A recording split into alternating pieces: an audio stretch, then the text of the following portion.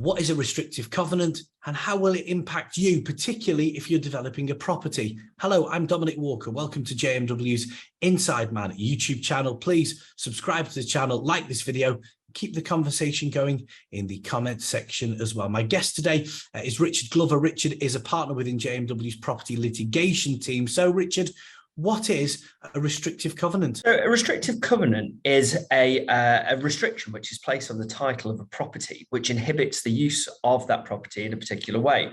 So in the context of a residential development, it might look to limit the size of a building or number of buildings or the appearance of the building which can be built on a particular plot. And do you have any examples of a restrictive covenant? Yeah, we deal with loads of these. A couple of recent examples is one where we acted for someone who's developing a high value property, and the neighbour held a restrictive covenant over that property, which restricted the appearance of it. So basically the restriction meant that our client had to have all plans approved by that neighbour.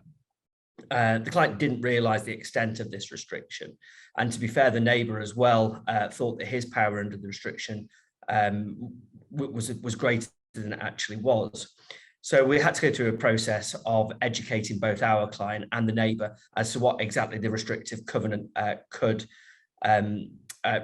restrict and what our client could do subject to the restrictive covenant. Peace eventually broke out and the development was completed, but it did take that period of education of both parties. Another recent one as well we've had is where there was a restrictive covenant placed on our client's holiday home in Wales, which had quite nice sea views. The restrictive covenant was for the benefit of the other properties on the development, where it sought to protect their views and amenity as well. So we had to go through a process of amending our plans, but also negotiation with the holders of the restrictive covenant for our client to develop its property in a way in which that he was happy with. And how can you help others who are in a similar situation? So it's really important for people to know about restrictive covenants right at the outset. So if you're either looking to purchase a property which is subject to a restrictive covenant, or to develop a property which is subject to a restrictive covenant, you need to know what limits that covenant places on your ability to develop. So we can obviously advise on that. Also, we tend to get involved once the client has discovered there is a restrictive covenant, but they are sort of quite far down the line with either purchasing the property or with the development itself.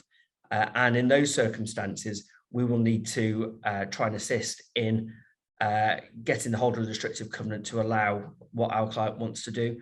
Or equally, if we're acting for the owner of the holder of a restrictive covenant, then we can assist in ensuring that any development on neighbouring land is done in accordance with that covenant. Thank you for your insight, Richard. And if you'd like to contact Richard, you can email insideman@jmw.co.uk or call 0161 82 81 999. Please also subscribe to the JMW Inside Man YouTube channel. I'm Dominic Walker, JMW's Inside Man.